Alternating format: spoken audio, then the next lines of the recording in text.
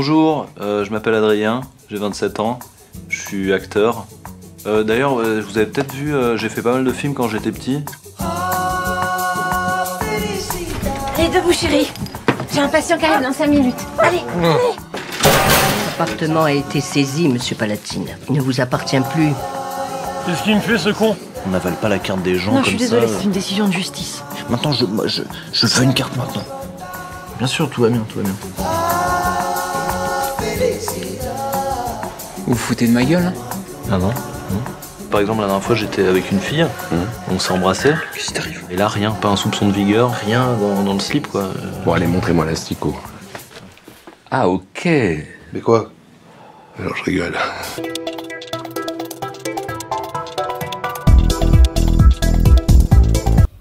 Oui, alors après j'ai toujours peur parce que c'est toujours hyper présomptueux de me dire ça représente tout le monde. Moi j'espère et je croise les doigts et je touche du bois pour qu'il y ait un maximum de personnes qui s'y retrouvent et qu'on puisse y voir quelque chose d'aujourd'hui, enfin d'actuel. Ça va dans le même sens que d'avoir Christophe Lambert par exemple dans le rôle du père, qui pour moi est vraiment l'image du mal, qui a représenté le mal alpha pendant des années, qui était Tarzan, qui était Highlander, des personnages masculins assez iconiques de ce qu'a pu être la représentation de l'homme dans le cinéma pendant des années. Pendant des années. Et de se dire, bah tiens, ça c'est l'image, c'est le miroir brisé. C'est l'image brisée du mal alpha qui finalement finit dépressif sous Bloody Mary en peignoir à errer dans l'appartement. Et du coup, il y a cette interrogation-là sur la base du film de se demander voilà, quels sont aujourd'hui en tant qu'homme, comment tu te construis hors de la masculinité toxique et hors de tout ce qui a pu venir à nos yeux ces derniers temps. Et il y a aussi l'interrogation pour moi de jeunes de notre époque aussi, de se dire il y a une espèce d'injonction à la réussite qui arrive qui est de plus en plus féroce et de plus en plus tôt. Je pense que tous les réseaux sociaux ont été un espèce d'accélérateur de particules où on a une petite vue sur la fenêtre de chacun, enfin sur la vie de chacun, et c'est une espèce de pression qui me semble de plus en plus forte. Là où avant peut-être qu'il y avait plus de mystère ou qu'il y avait un espèce de flou qui faisait qu'on avait plus de facilité à faire des choix, et qu'aujourd'hui il y a un tel océan de choix sur plein de choses, et il y a cette idée d'avoir des projets, de réussir sa vie, qui sont de plus en plus violentes, j'ai l'impression, et qui sont de plus en plus stressantes. Moi j'ai vu plein de gens autour de moi, même mon petit frère, qui sorti d'école se pose des questions, et puis en fait c'est une espèce de rouleau compresseur de vie qui t'oblige à te dépêcher, à faire très vite, et surtout à ce que ça marche tout de suite, sinon t'es passé de mode tout de suite.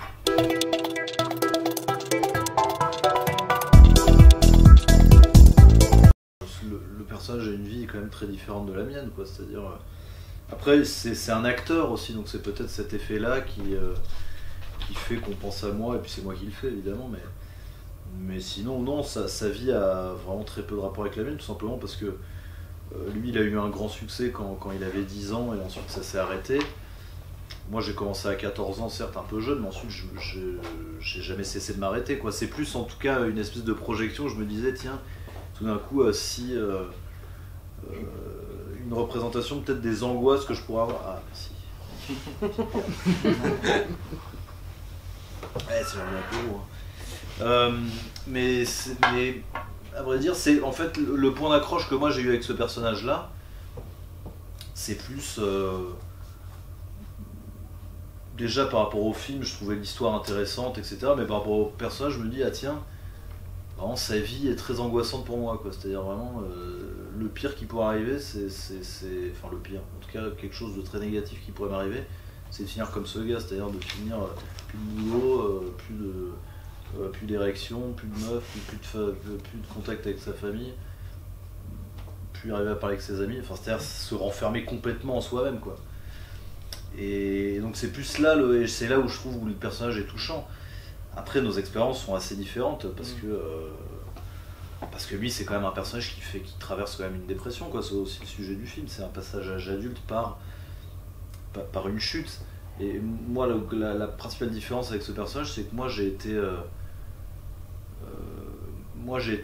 mis dans un monde d'adultes bien très jeune, mais du coup c'est qui a fini et qui a stoppé la fin de mon enfance, quoi. Enfin qui a stoppé la fin de mon enfance, c'est-à-dire à 14 ans j'ai fait un film, je suis rentré dans le monde du travail, pendant 2 ans j'avais un peu encore des pieds au lycée, etc. Mais après, sinon j'ai eu une vie d'adulte à partir de 15 ans, quoi, globalement.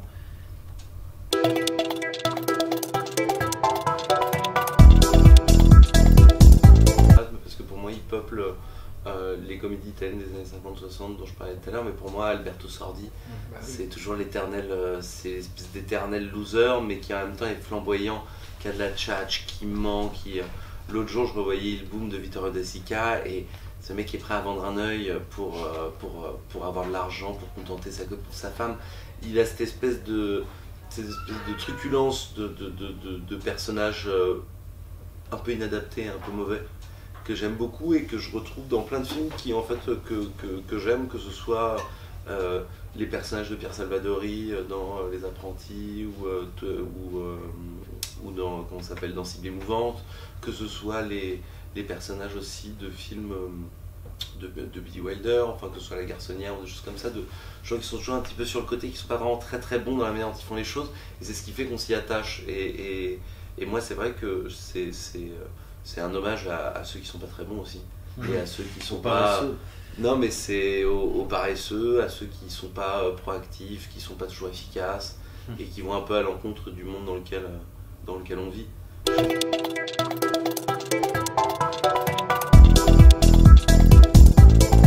On filme toujours mieux les gens qu'on aime et les gens qu'on aime en dehors de l'écran. Enfin, pour moi en tout cas, c'est vrai que j'ai plus de facilité à tout d'un coup être content parce que j'entends un de mes meilleurs potes parler, j'entends un de mes meilleurs potes jouer, et que du coup j'ai aussi cette...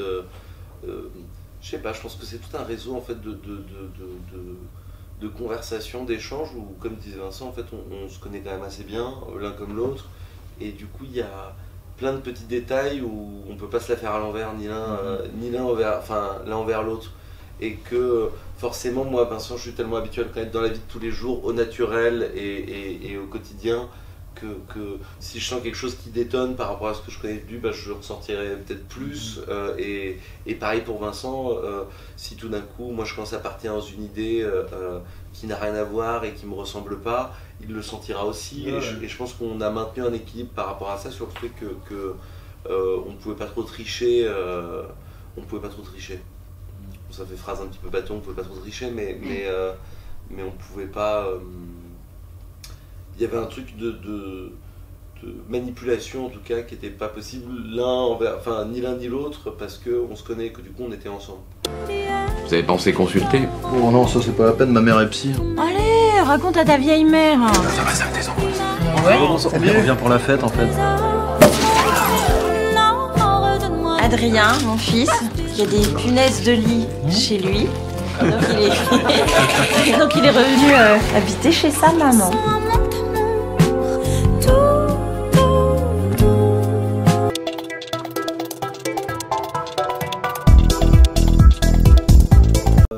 C'est une très bonne question. C'est ça. Que c'est un être sensible et drôle.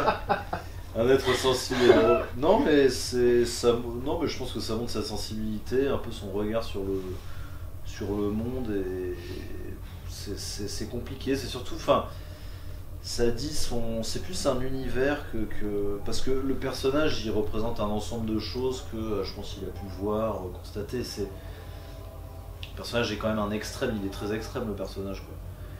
Dans un sens, dans sa névrose et tout ça, donc c'est que c'est pas un film sur Antoine. Enfin, c'est pas un film, le personnage lui ressemble pas spécialement en fait. Non mais c'est sympa de le préciser. Non mais ça aurait pu, quoi, il y a des gens qui font des films sur eux, quoi. Là c'est plus un trouble du coup. Surtout que c'est un premier film. Quoi? Ouais. Oui. Surtout que c'est un premier film, mais le film là où il est personnel, c'est dans l'ambiance, dans l'univers, dans l'humour, et dans la sensibilité, quoi. Et je pense que il faut être très sensible en fait et très observateur pour raconter l'histoire d'un type comme ça qui est complètement perdu dans sa vie et qui se pose des questionnements qui peuvent paraître assez normaux et assez qui arrivent à tous, quoi. Mais justement c'est assez sensible de faire un film là-dessus, de pointer qu'est-ce qui se passe, t'as une manif là ou quoi? Tous les gens qui t'attendent devant le cinéma. Ouais, c'est ça. C'est Jean Lacoste t'arrive dans 1 heure.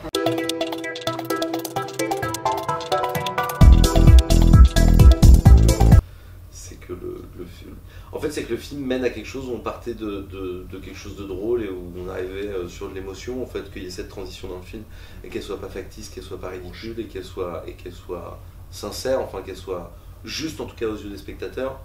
Je voulais ça. Je voulais surtout pas, et ce que je voulais éviter le plus aussi, c'était que ça fasse film bourgeois parisien de quelqu'un qui n'a pas de problème. Et de rendre en fait finalement crédible et entendable ces problèmes. Et c'est marrant parce que l'autre jour je me suis retrouvé à Dieppe au cours de la première. Il y a une parisienne du 16e arrondissement extrêmement bourgeoise qui est... parce que du coup moi ça a été toute la réflexion de me dire c'est jamais des grands appartements, et c'est vrai qu'on parlait des comédies, c'est vrai qu'aujourd'hui tu te retrouves avec des comédies où les gens sont... ils sont au chômage mais ils sont dans les 250 ils sont au chômage dans 300 mètres carrés et tu te dis, et après dès que c'est un film d'auteur ou dès que c'est un film moins comédie populaire, soit par contre là on va te taxer en disant ah ouais il a un grand appartement alors qu'il n'a pas d'argent, hein. Vous avez pas honte, et tu te dis bon bah ouais Et du coup, ça a été vraiment une réflexion de se dire de ne pas montrer la carte postale de Paris, mais d'être plutôt dans un cadre citadin où tu es une ville dans laquelle tu es enfermé, et qu'en fait ça pourrait être Paris, Lille, Bordeaux, Lyon, et que c'est un peu la logique des grandes villes. Et en plus de ça, de manière plus générale, de se dire c'est la logique de n'importe quel jeune, et que du coup il n'y ait pas quelque chose qui soit un marqueur social ou un marqueur trop fort et trop... Et bizarrement, la seule personne qui m'a fait cette réflexion est une bourgeoise. Est une grande bourgeoise du 16e en vison avec des boucles d'oreilles en or et tout, et je me suis dit ah tiens on va pas nettoyer devant sa porte, hein. Et mais rends ton chinchilla rends le vison.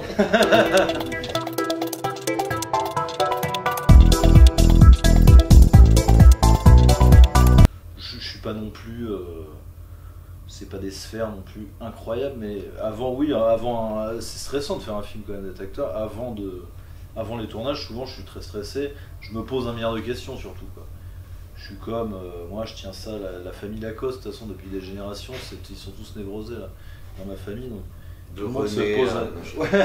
non, dans ma famille à moi, toute la famille se pose énormément de questions, quoi. Mais c'est des gens super. Mais non, mais c'est vrai que c'est je pense que j'aurais pu faire n'importe quoi dans ma vie, que je me serais de toute manière posé des questions.